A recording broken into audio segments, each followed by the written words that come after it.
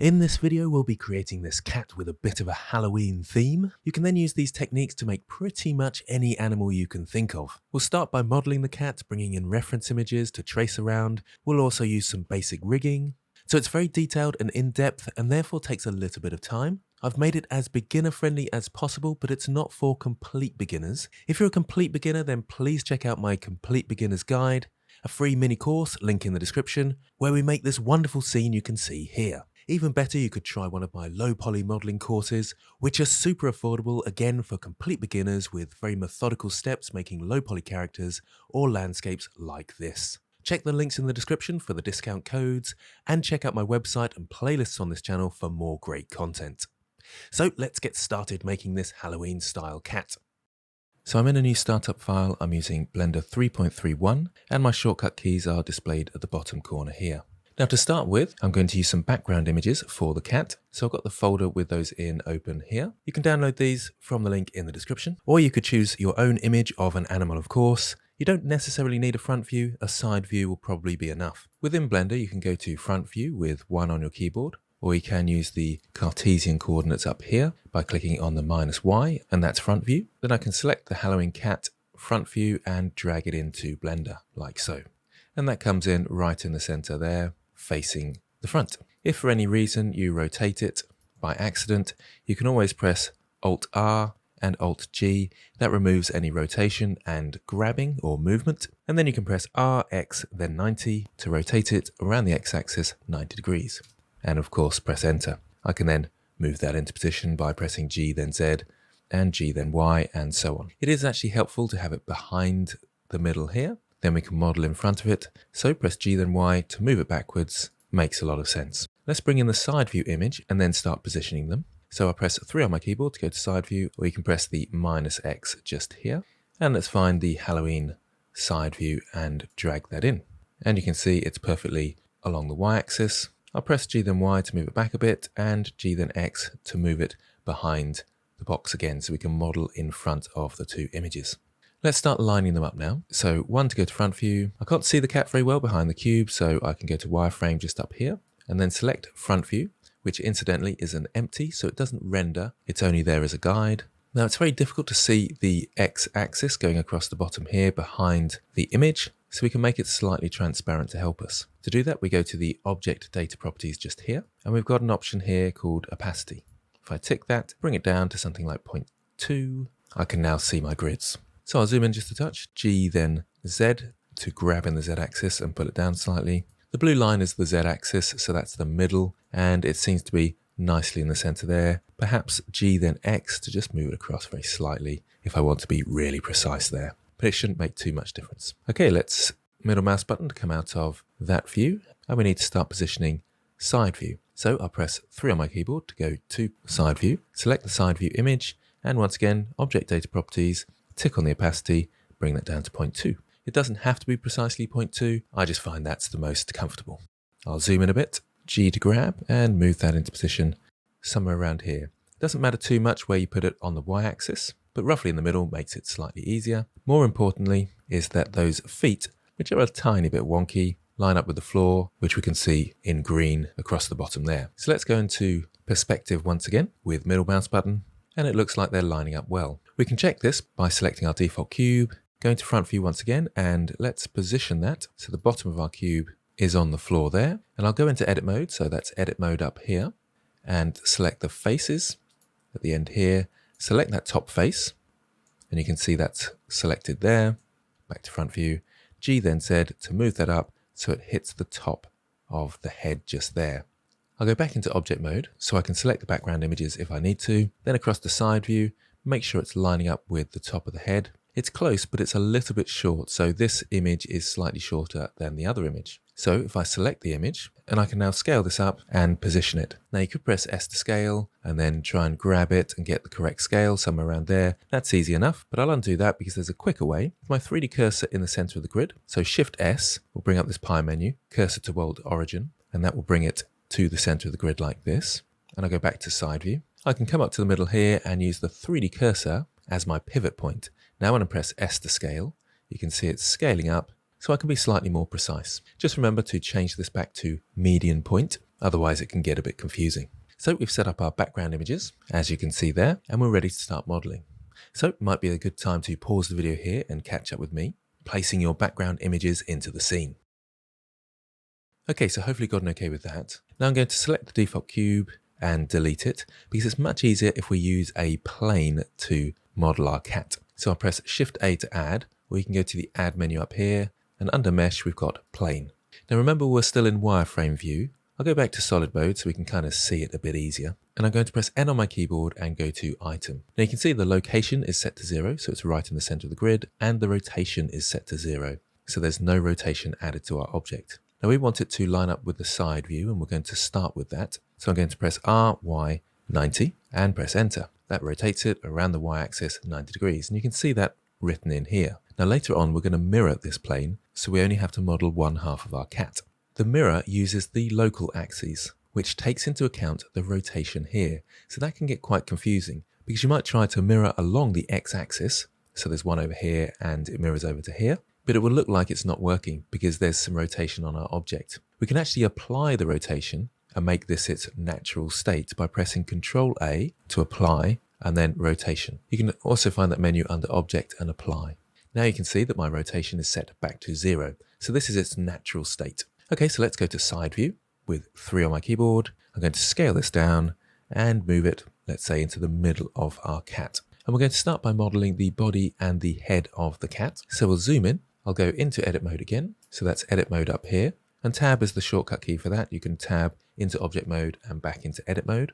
You can do this by selecting either vertices or edges. I'm going to choose vertices. So I'll select on those, and then I can select a vertex like this by box selecting it is the easiest way, and press G to grab and move that into position and move the others so I have something like this. So now it's probably a good idea to pause the video and catch up with me if you haven't already. Set up your plane, remember to apply that rotation and go into edit mode and move it into a position similar to mine. Pause the video and have a go at that.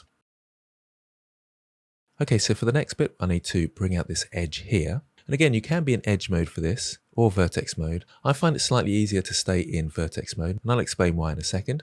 But in order for that to work, I need to select both the top and the bottom.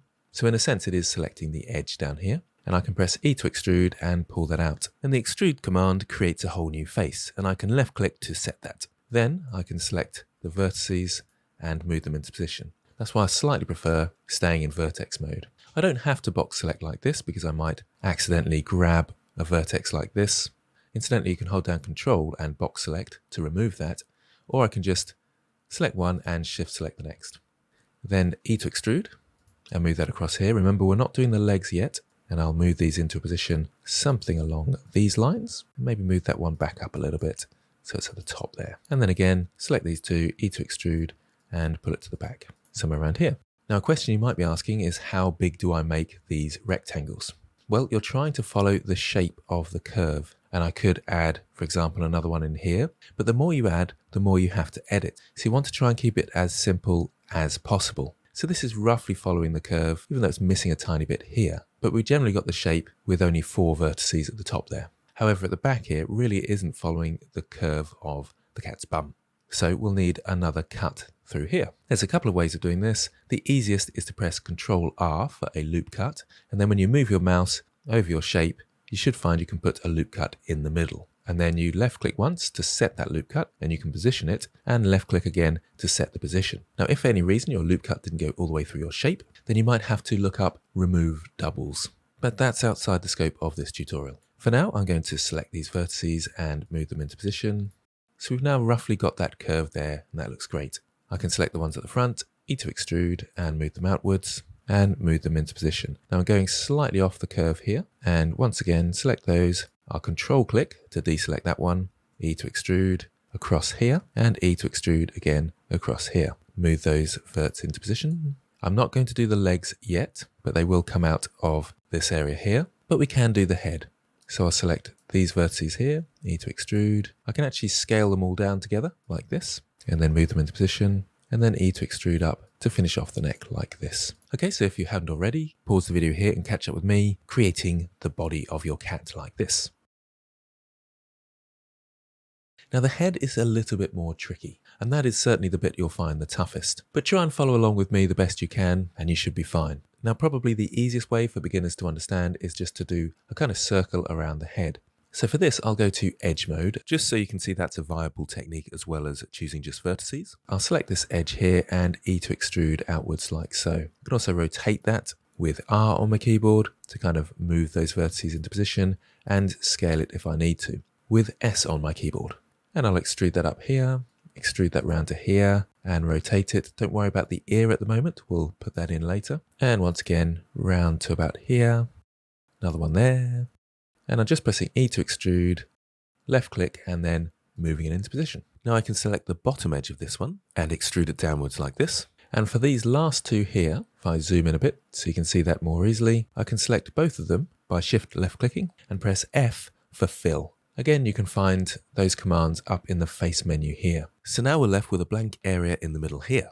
Now if I Alt left click on one of these edges, remember I'm still in edge mode here, I can select that entire edge loop. That works for all edge loops, so I can Alt left click on these ones and the big long one going across the middle there. So Alt left click on that. I'll press N to get rid of this side panel, and I'll come up to the overlays just here and turn on statistics. That's slightly helpful because we can see the amount of edges we've got selected here. You can also see whether your shape is matching up with mine. Mine's got 27 faces at the moment. Again, if yours looks exactly the same as mine, but you've got a different number here, then you've probably got some doubles. So back to our edge loop. Now I can carefully fill in faces by selecting two edges like this and pressing F to fill, but it's a little bit awkward.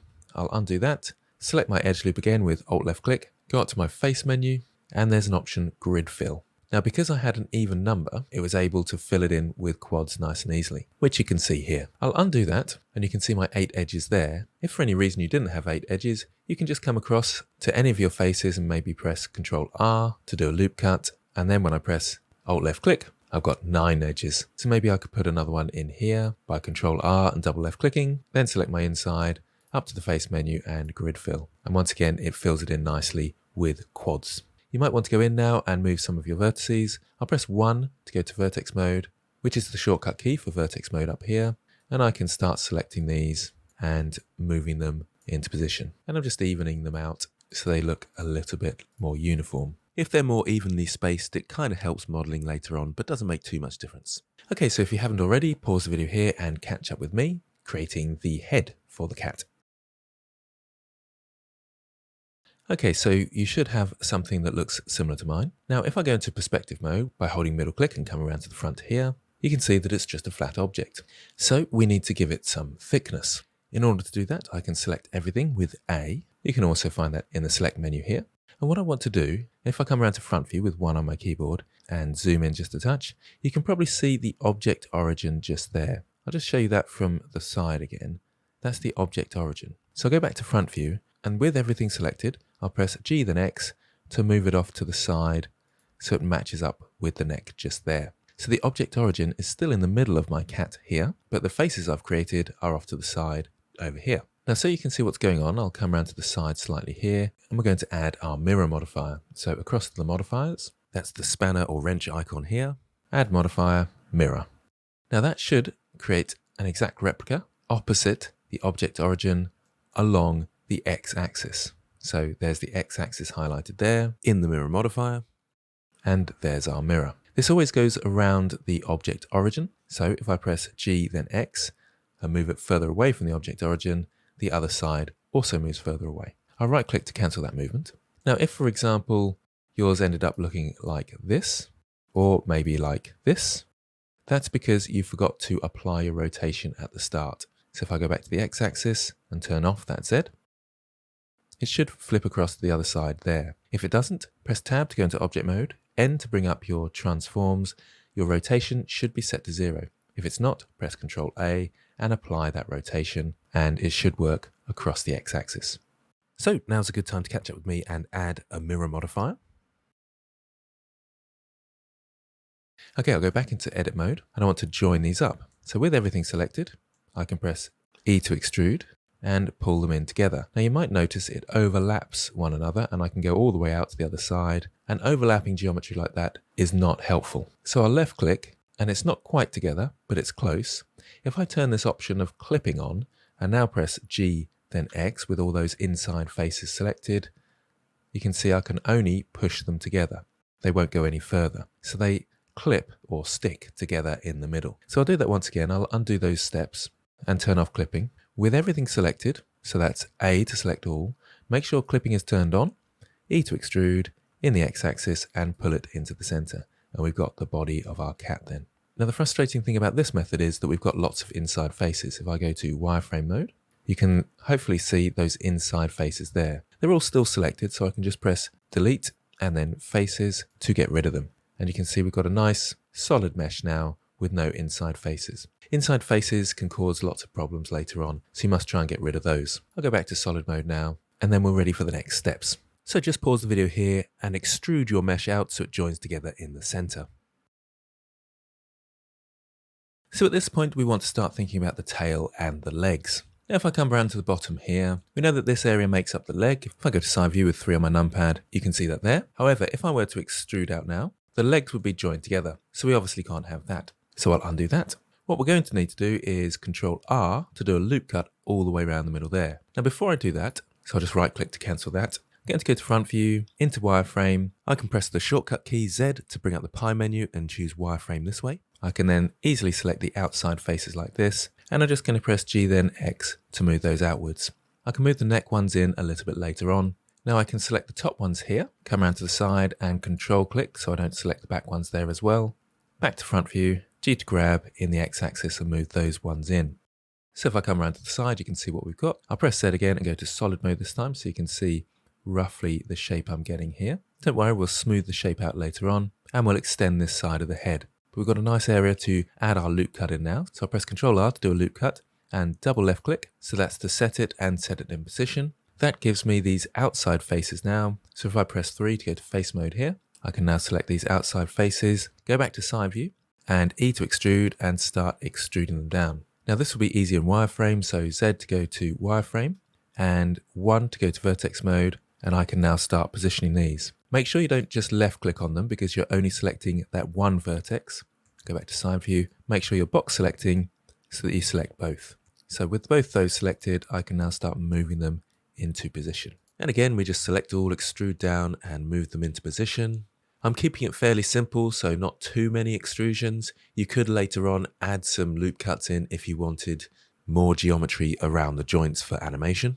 Just make any minor adjustments to follow that curve, then across to front view and start lining it up here. Now you can see that this middle section here needs to come down a bit. So I'll just go back to side view and see what I've got selected there. So just that middle section, that's good. Back to front view and I can press G to grab and move that in, move these in, and then start repositioning all these areas. Again, do make sure you're box selecting so you get the back vertices as well. And I do just need to grab this section here and just move that back up. So that's the middle vertices in there. Now you might be thinking, what happens to the right hand legs of the cat's body? They're just lining up with the other one. Well, right at the end is when we start posing and positioning the cat. So for the moment, it will look a bit strange with both legs next to each other, but that's absolutely fine. So I'll go into solid mode so you can see it a bit easier. And you might want to pause the video here, catch up with me, making sure you've got your front leg looking like mine. You could, if you're a bit more confident, challenge yourself to do the back leg by yourself. Okay, let's go around to the back leg and select these two here. Into side view, into wireframe, and I'll zoom in. E to extrude, and then into vertex mode and start positioning these. Again, don't add too many cuts because you can always add more later, but the more you add, the more difficult it gets to edit. You will of course have to add a few more cuts around the feet because there's more detail in the model there. Okay, so we'll go to front view and it's tricky to see what's going on here, but hopefully you can see that these middle verts going down here are the back legs. You might prefer to go to solid mode, so Z to go to solid mode and then perhaps come around to the back here. But unfortunately our reference images are in the way. We can hide those very easily just by clicking on the eyes there, and I can now start positioning the back leg a little bit more sensibly. So again, box select the vertices, G then X to move that in. I can press Alt left click if I want to select an edge loop, and again, G then X. Now if I try and select all the leg like this, if I'm in solid mode, it won't select the ones that I can't see. But solid mode can be helpful to visualize the shape. So what we can use is X-ray mode, which is this one just here. So I can now select them all and then I could bring them in, perhaps go to front view there and bring them in to around here. The foot at the bottom looks thin, so I'll select those, come back to front view, actually select those bottom ones there, and scale in the X. I can then select these ones, bring them in slightly, and we might just want to bring these ones out slightly. Let's just have a quick look at that. Yeah, yes indeed, so I can also rotate them just like that.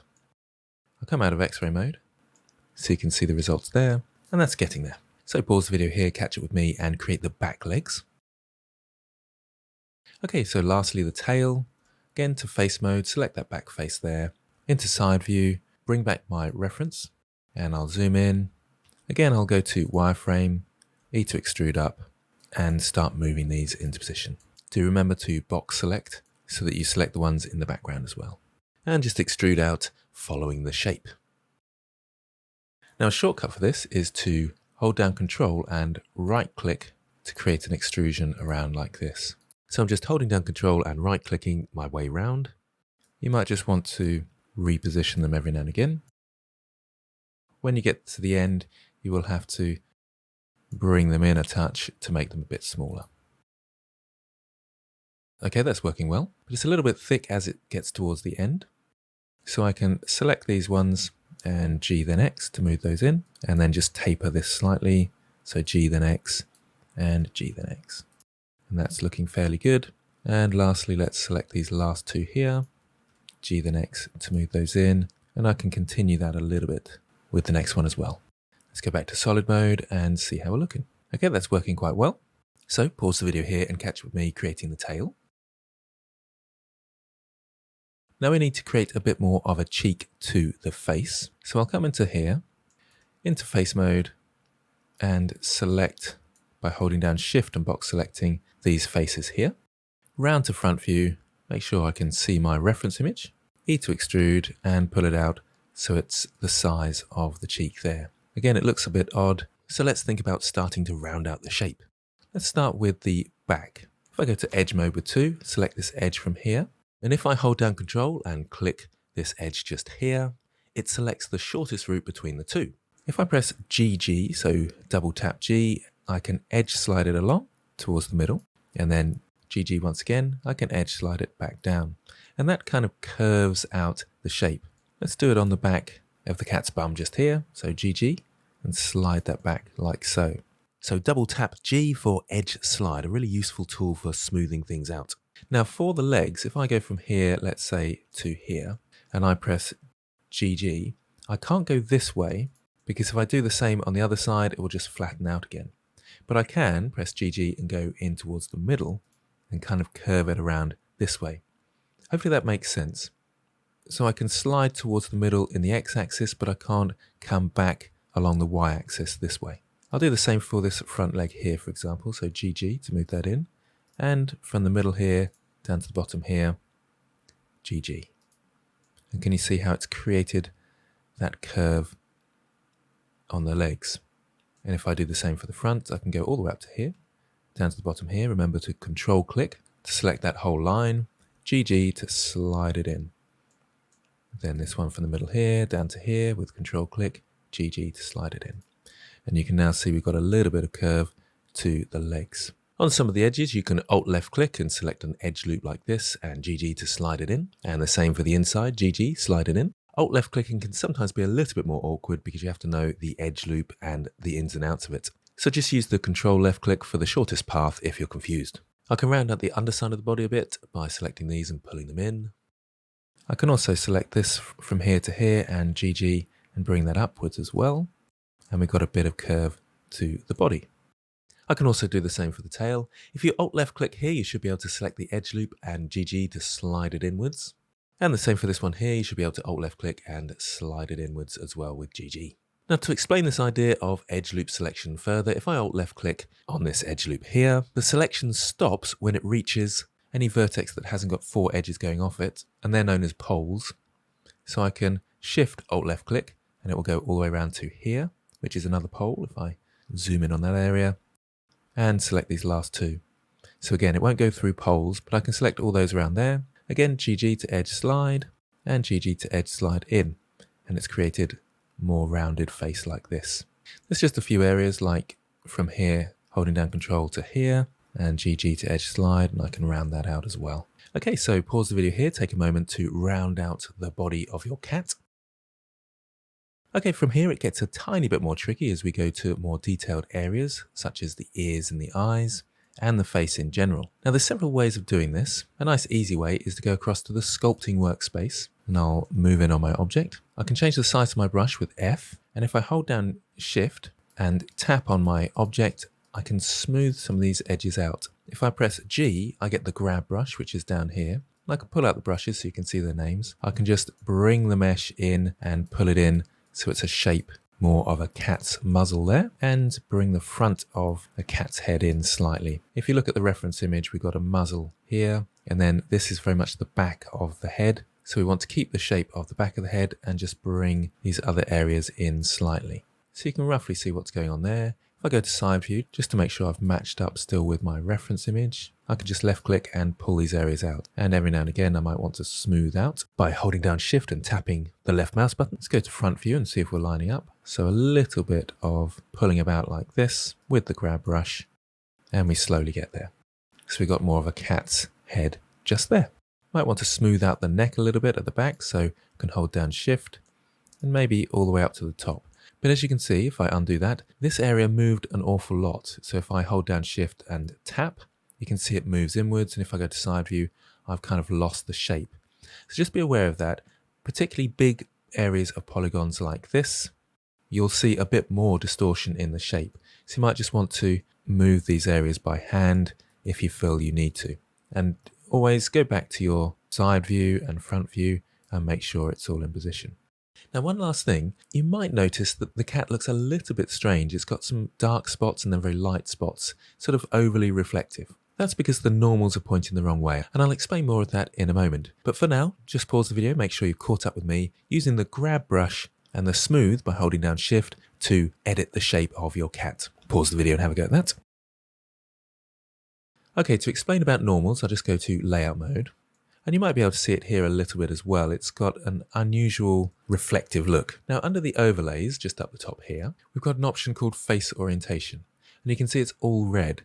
And red means it's not good. It's facing the wrong way. Now you don't need to follow along with this bit, but if I go into edit mode and go again to my overlays and scroll down and choose this option here, I can display the normals. Now you can't see much, except for maybe up the top here, you can see a little bit of blue and these tiny blue dots. That display mode that I changed to just there shows the direction the face is pointing, so the normals. If I select all with A and press Shift N, that will reverse the normals and you can see all those blue lines now pointing outwards. So we've got no reds, and that's much better. Now if I go to my overlays again, I'll turn off the normals option here and the face orientation here. And now when I go back to object mode, you can see, hopefully, that it's lost a little bit of that strange reflectivity. It's something you'll notice more as you get more experience, but do always check the face orientation, make sure everything's blue. That can save you a lot of problems later on. So pause the video here and check your normals or face direction and reverse it with Shift N if it's all in red. Do make sure you're in edit mode for that. So I'll just turn that off. Now we're ready for the eyes and ears. So I'll go to front view and we can see it's roughly around this area here. I'll go to edit mode and choose just that face there. Let's go to face mode and choose that face. And then round to side view. And it looks like we're going to choose these two here. I think that's going to work the best. Let's just move around our shape, make sure that's a good location. Back to front view and wireframe so we can kind of see those faces. Back to side view. And I might want to just maybe move these across to the front like this. So we've got a nice big area for the ears. And then once again, choose those faces. Okay, I'll go back to solid mode. Makes it a little bit easier to see. Back to front view and E to extrude outwards and move those in position. E to extrude again, scale down, and E to extrude again and scale down, and just move that out to there. Let's just see how we're looking in side view. That's not too bad. So you might want to pause the video there and catch up with me before we start shaping the ear a little bit more. So pause the video and have a go at that. Now let's come in and start editing the shape slightly. So probably this one, G to grab and move it back inwards like this and rotate it around a touch. This is where it gets a little bit tricky to model, but probably somewhere around here. Maybe I can scale that up slightly as well. Perhaps just a touch more, rotate it round and somewhere around there, I think. It doesn't look too bad. Let's move back a little bit and have a look. Yes, I think that works nicely. So you're looking for something that's a little bit similar to mine. So flatter at the front here, but keeping a little bit of curve at the back.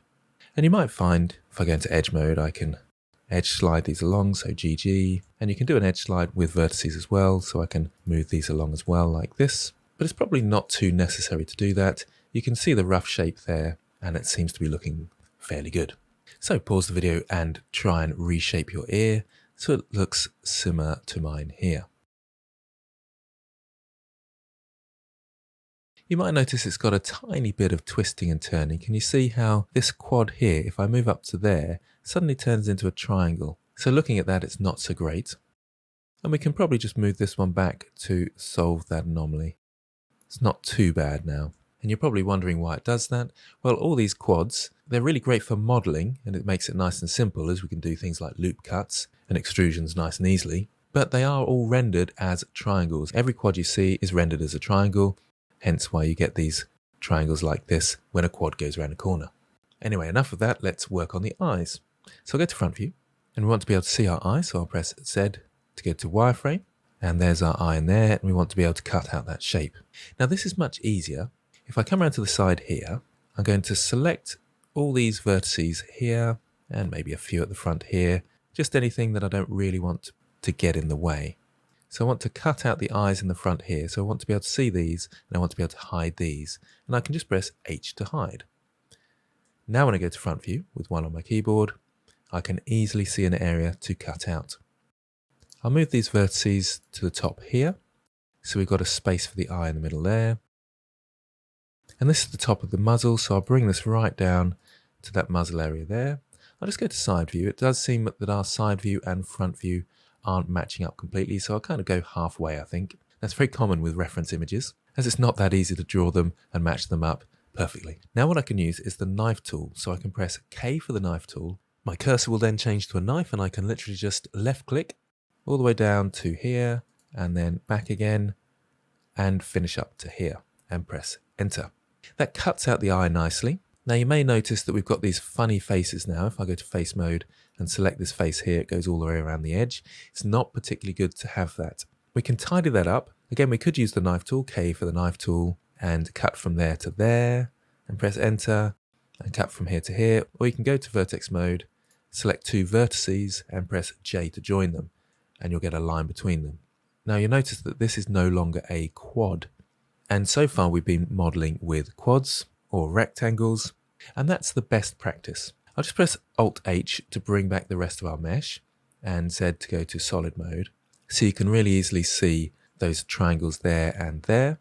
I'll press K for the knife tool because we can easily make that one a quad across here rather than an n-gon as it's known, so that would be a face with more than 4 edges. Now triangles aren't necessarily bad, they just make it awkward to model. If I wanted to do a loop cut through here and press Ctrl R, we can't because we've got triangles in the way. And that's why you try and stick to quads as much as you can. Also, it can make your topology or faces look a little bit distorted. If I come around to this side, you can see the triangles really easily there compared to this nice quads here. But again, that doesn't matter too much. So we've got our eye now, and I can select those faces and E to extrude, bring those in slightly, and I think I'll scale them down a touch as well. So we've got our cat's eyes just like that. So pause the video and catch up with me, cutting out the eye and extruding those eye faces inwards. Okay, so lastly, I think a nose would help. Back to wireframe mode. And once again, I'll hide the back faces over here. Select those, H to hide. Remember, Alt H is to unhide. Back to front view. And let's cut in a nose. So from about here down to here, and press enter. And again, we've got an n-gon there, so we might want to cut our way down to here to get rid of that. You can have n-gons and they work, but it is usually better to at least triangulate the mesh, then you know how the polygons are going to be rendered. Don't panic if that didn't make too much sense. You can just cut it up in the same way I have here, and that'll be just fine. I'll just go back to solid mode so you can see that. So we've got a nose shape just there. And that will become important when we come to use our subdivision surface modifier in just a moment. But for now, we can leave that as it is. So I'll press Alt-H to bring back the rest of my mesh, Alt-A to deselect all, and back into object mode with Tab. So pause the video here and catch up with me and cut out the area for the nose. Okay, so lastly, to make this cat look more smooth, more cat-like, we're going to use a subdivision surface modifier. So that's another modifier. We've already got the mirror modifier over here under our spanner, or wrench if you're American. We can go up to Add Modifier, Subdivision Surface Modifier, and you can see it's coming out a lot smoother now. Got a little bit of distortion around the nose, but generally speaking, it's looking fairly good. We can also right-click and Shade Smooth, and we've got it really nice and smooth now, and it's looking quite good. Now I can go into edit mode, and you'll see in edit mode that we've still got our basic shape. So what the subdivision surface modifier is doing is dividing each face into 4 and smoothing it out. So if I go down to 0 levels, we can see our original, and when I add 1 level of subdivisions, it adds those faces and smooths them out. If I turn off optimal display, go back to object mode, and go into wireframe mode, you can see all those extra faces there. In fact, if I turn off X-ray mode, you'll see them a little bit more detailed there as well. But I'll go back to solid mode and turn on optimal display. The optimal display means that you don't see all those extra faces, because it can get a bit awkward to see what you're doing when you're modeling. And if I go up another level, you can see it smooths out even more. The further you go up here, the more taxing it is for your computer, the longer it will take to render. And if you go too far, your computer will crash, so be careful. So pause the video here and add in your subdivision surface modifier. Okay, so we just need a little bit of tidy up in the shape. So if I go to edge mode, I can select these along here, GG to edge slide those, bring them back a little bit. This one as well. Maybe bring them in just a touch like this. Let's just look at front view, go to wireframe and X-ray view just to make sure we're lining up and see if we've got the shape right. It's fairly tricky to see, but it looks roughly okay, I think.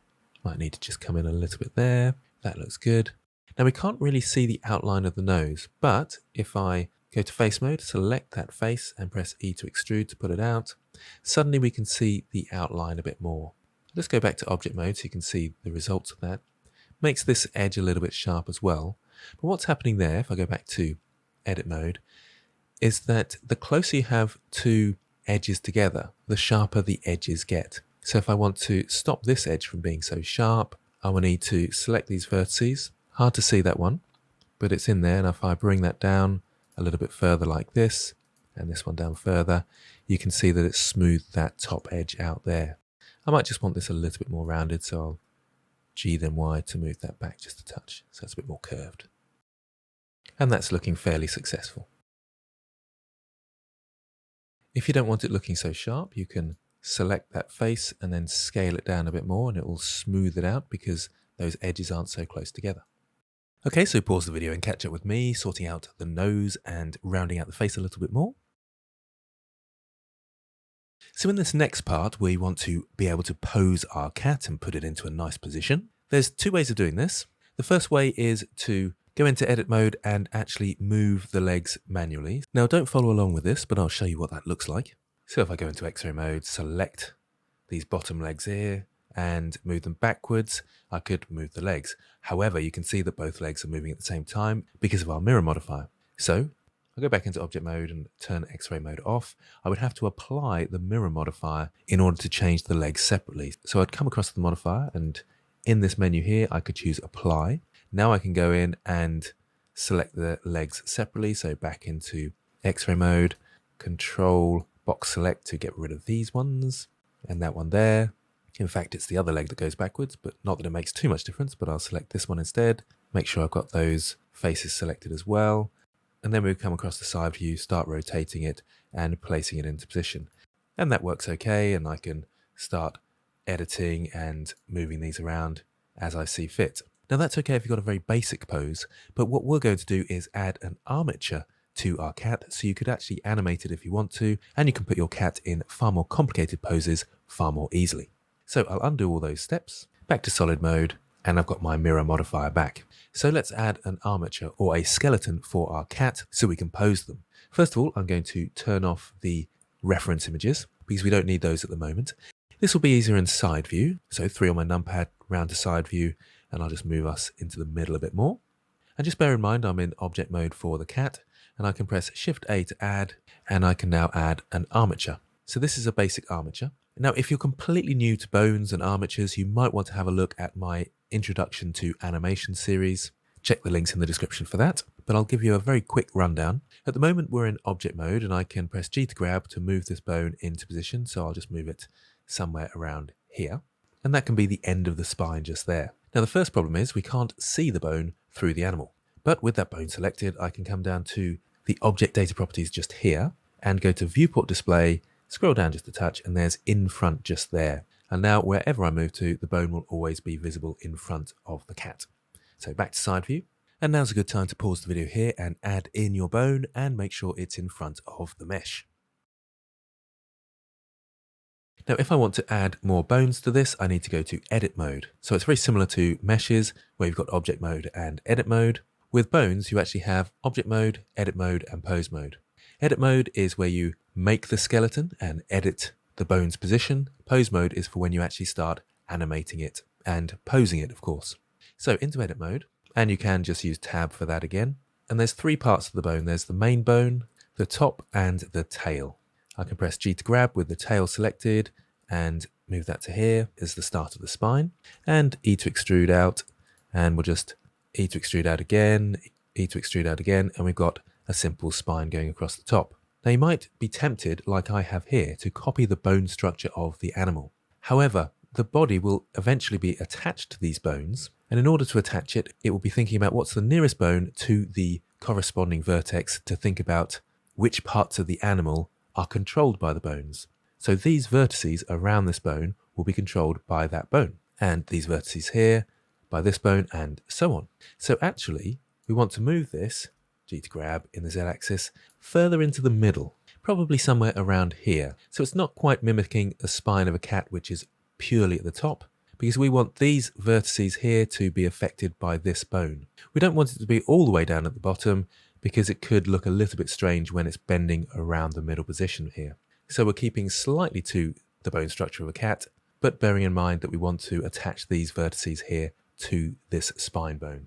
So let's continue with this tail of the bone just here, E to extrude up, and a couple there for the neck, and E to extrude up, one for the head. Now if at any point I think actually I want two bones in here, I can select that bone, right click and subdivide. And now I've got two bones in that position. You don't want too many bones, it can be very awkward to pose and animate with too many. Let's select the base of the bone here and E to extrude outwards up for the tail.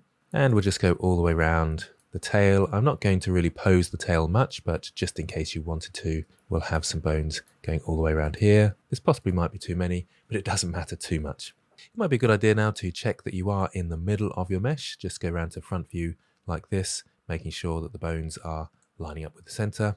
I've been moving my bones in side view, so they shouldn't shift off center, but if they have, you can select them all and scale X0, and they will all flatten out in the center. So back to side view, and we want some bones coming down for the legs. But before we do that, maybe pause the video here and catch up with me creating the bones for the tail and the body like this. Now you don't have to select here and E to extrude down like this. You can shift right click to move your 3D cursor and shift A to add, and it will automatically add a bone because that's the only thing we can add for an armature in edit mode. I can then G to grab to select that end bone and come down to the bottom like so. Now I've got 3 bones here, but we actually need 4 bones here, positioned more like this. And then we have an extra one here. If I select here and press E to extrude, it's the wrong way around, and that will get a bit confusing. So I'll move this up, select that main bone, right click and subdivide. Then I can have 2 and move that one further up. So you need 4 bones for each leg. And this one here bends backwards. And the way I remember that, I think of thigh bone, the shin bone, and then the foot bone having the metatarsals and then the toes. So that's the leg there. We can select all these, Shift D to duplicate and move those across there, and then just reposition these slightly as this cat is a sort of stylized shape, and we're roughly in the right place now. Now I'm going to select those all the way down there at the front and those at the back and come around to front view and line them up. So G then X, and that's looking around about right. You may want to just move these out very slightly like this, Same with the back one, so select that, G then X. That makes sure that these vertices will line up with this bone. Now you can do the same for the other side, but you can use what's called symmetry. In order for that to work though, we need to actually label these bones. I'm going to be a bit lazy and not label all the bones of the spine and the tail, but I will label the leg bones. So with that bone selected, you can either come to the bone properties here, and you've got the name up there, or you can press F2. So this is back leg 1, and then we need an underscore L for left. There's different types of naming conventions you can use, but this one works, so you may as well also use it. And press enter. Then on to the next one, F2 to rename, back leg 2 underscore L. And I'll go through naming the other ones in the same fashion. Same for the front. Of course, front leg 1 underscore L for these ones. Okay, so just double check that you've got those all named correctly. Now I can select those and select these, come around to the front, and just double check that your object origin for your armature is right in the center. That's where the symmetry point will be. And then I can right click and go down to symmetrise. And you can see the new legs on the other side. And if I select one, you can see that it's got underscore R for each of these legs. So pause the video here, creating your leg bones, and then using the symmetrise option. Okay, let's come around to roughly the side view again, just so I can see the legs on the other side as well. And let's take a look at how this will animate. So I can go across to pose mode. I can also press Control Tab for that to bring up this pie menu and go to pose mode like that. Now when I select the bones, they highlight blue. Also, when I animate them by rotating around the x-axis in this case, you can see that moving that bone and the subsequent bones down the chain along with it. I'll undo that. So if I select this one, for example, and press R then X, it moves all the ones down the chain, and this one will move all the ones for the tail chain. Then if I come to the legs and choose this one, it moves the legs by itself. What about if I want to move the whole armature along? Let's say it's walking. Let's try and select this bone and press G to grab. Well, that's going on its own. This one, G to grab, that's going on its own. So I'd have to select those together and move them together. And then we've also got the legs as well. So I'd have to select the tops of each of these and these as well, and move those all together. So that's not particularly effective. What we need is ideally one control bone just before these two bones that will move our whole armature, and we need the legs joined to the spine. So when we move the spine, the legs move with it. So I'll go back to side view, back to edit mode. Remember, you have to add bones and move their initial position in edit mode. So Control Tab, and that takes me to object mode because it assumes that you've already edited your mesh if you've gone to pose mode already. So I'll have to come up to here and choose edit mode. I'll deselect all and Shift A to add to create a new bone. G to grab, and I'll just move this here and rotate it round like so. So it's kind of sticking out of its bum. But this is going to be my main control bone for the whole armature. So I'll need this chain and this chain attached to this, and the legs attached to the spine chain, which is also attached to the main bone, and therefore move the legs as well. First, let's attach the tail chain and the spine chain to our control bone. We do this by selecting both those bones at the beginning of the chain, selecting our control bone last, so it's the active object. You can see that because it's highlighted yellow, and we need to parent it. You can come up to the armature menu and go to parent here, or I can press Control P to parent. There's two options here, keep offset and connected. We want keep offset, not that it would make too much difference if they were connected, but you can see there's a dotted line now, so I can position this bone somewhere different, away from those bones, and it will still work as my control bone. If I wanted it to actually be connected, then I would select connected. But it's okay to have a bit of distance, and it's handy for this to be away from the other bones because it'll be easier to select. So let's go to pose mode now, so Control Tab and across to pose mode. Now if I select this one and press G to grab, it moves the other ones with it, because this is the parent of these children here. So back to edit mode. Now we want to do the same for the legs, but we want those ideally to be attached to the spine. I'll show you why in a moment, but we'll select both these, select that spine bone, and Control P, keeping the offset to make sure they keep that distance and don't move. I'll show you what happens if I press connected. They actually jump to the end of the bone. I'll undo that and Control P and keep offset, and you can see they've got those black dotted lines. Let's go across to pose mode and see what that looks like. I'll select this bone, R to rotate, and now when the spine moves, the legs move as well. So now's a good time to pause the video and catch up with me, making sure you've got those parented connections. Now it's important to say at this point, this rig is a very basic rig, and there's far more complicated ones that are far better than this type of rig, but this will get you started and you'll be able to pose your cat and even animate it in a very simplistic way. So a quick challenge to you is to attach the front legs to this bone just here. It won't make too much difference if it's this bone or this bone, as both will give similar results. So pause the video and have a go at that. Okay, so hopefully you remembered, I'm in pose mode at the moment, so I need to go across to edit mode. Then I can select both these and this one probably, Control P to parent, keep offset so they don't jump to the end of that bone. Now let's jump across to pose mode and I can start animating different parts of my armature and the bones all work together. Okay, so how do I attach the cat to these bones? Well, it's fairly straightforward, luckily. We'll go back into object mode. You select the cat first, and in fact, it's a good idea to save at this point, just in case you have any problems. So select the cat first, then shift select the armature second. So the armature is the active object. That will become the parent. And when we move that, it will move the mesh of the cat. And then we press Control P. Now this menu is slightly different. And what we're going to choose is with automatic weights. And that means the amount of influence given to the vertices to each bone. Don't worry if that doesn't make sense, just choose with automatic weights. Okay, let's see how we got on. So I'll select my armature, go into pose mode.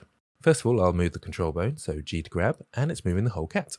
Then let's try a leg, so I'll rotate this one around the x-axis, and it's moving just that leg. Quite well by the looks of things. It's stretching some of this across, which is helpful because that acts like skin, and that's why we still keep this fairly close to the top, but not all the way to the top up here. And we can go around rotating things and seeing what they look like. Maybe come around to the side here and rotate around the z-axis and make our cat look side to side and just test things out and see how it looks. And it's all looking pretty good. So I'll undo all those steps, and what you can do to undo any movement is select all with A and Alt-R to remove any rotation and Alt-G to remove any movement. Now before you try that, if you haven't already, there's a few problems that can happen. If for any reason, let's say I select one of these bones and move it to a different position and something else is moving, you need to actually look into weight painting.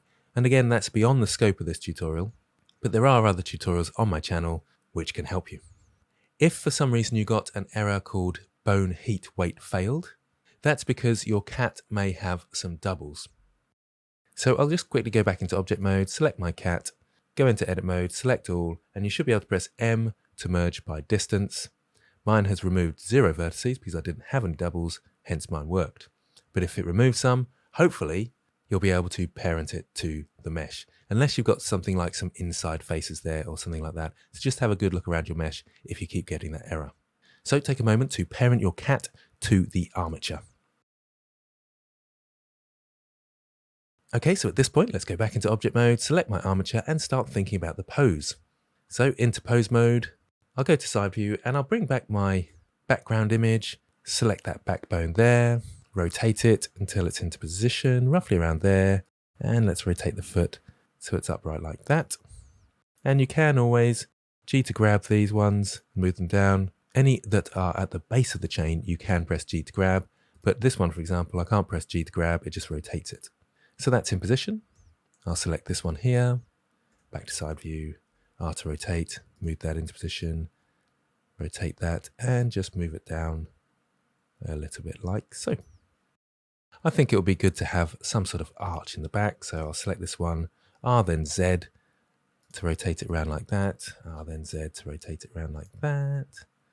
And actually, let's give this one a little bit of rotation as well, so sort of turning around the corner, and maybe this one, a little bit of rotation in the Z, this one as well, R then Z, and the head as well, R then Z. So we've got a gradual turn to the neck, and that looks really interesting.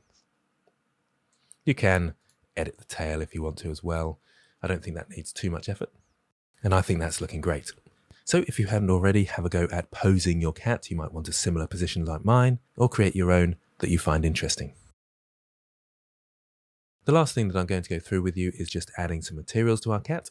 So I'll hide the background image again, go into object mode, so Control Tab and select the cat. Now you might be thinking, where is it in my outliner? Well, it's actually under the armature now, so there's our plane. You could even rename it, but there's only a few things in our scene, so it doesn't make too much difference. Let's go across to the shading workspace now. I'll zoom in on the cat. I'll create a new material, and I'll call this black. This is going to be a black cat, and change the color to black. And that was nice and easy, wasn't it? I like to give it a little bit more roughness as well, somewhere like that. And that works nicely. Also, I want to give the eyes a bit of a Halloween look because we're close to Halloween. And for that, I can go into edit mode. Now notice when I go into edit mode, it jumps away from the armature. That's because if I go across to my modifiers, we've got this button here, which is display modifier in edit mode. So you can actually display it in edit mode. It's a little bit confusing though, because it's all the way over here. So I'm going to turn that off and just use the base mesh. I want to select the eye faces, so these three here, and I'm going to give them a new material slot. So in the slots, add a new slot and assign those faces to that slot. I'll show you those slots again. So there's the black that the rest of the faces have got, and the ones I selected and assigned, they have this new material. We haven't actually got a material in that slot at the moment, and that's why it's just gone white, because that's the default when you haven't got a material. I'll create a new material, and I'll give it an emission. So let's give it an emission color of maybe a light blue. You can set it as yellow if you want, or something like that. It's entirely up to you. I might change this later as well. And also you might want to up the emission strength there. Can't see a huge amount changing, but perhaps if I go across to render mode and set bloom on, you can see those glowing now, and that looks quite fun. And hopefully now that's given you enough information to make up a small little scene with a cat in. One last thing that you might want to do, I suppose, is select this face here and actually the ones around it. So you can press Control Plus to grow the selection like this. And I can give this a new material slot. So once again, to the slots, new material, assign those. Again, it turns white until we add a new material. And this time I'll scroll up and change the color to black, but I'll make it shiny. So it has a bit of a glossy nose. Let's come out of edit mode and see what that looks like. That kind of works, I suppose. Maybe not quite so glossy, but just slightly more glossy than the rest of the cat. And there we have it. How to make any animal in Blender in quite a long time, but hopefully it was worth it to you and you learned a lot. Let me know how you get on in the comments below. And if you do finish it, then do tag me in Instagram or Twitter or whatever you might use. You can find the links to my social media in the description. Hopefully you enjoyed it. Thanks for watching, and I'll see you next time.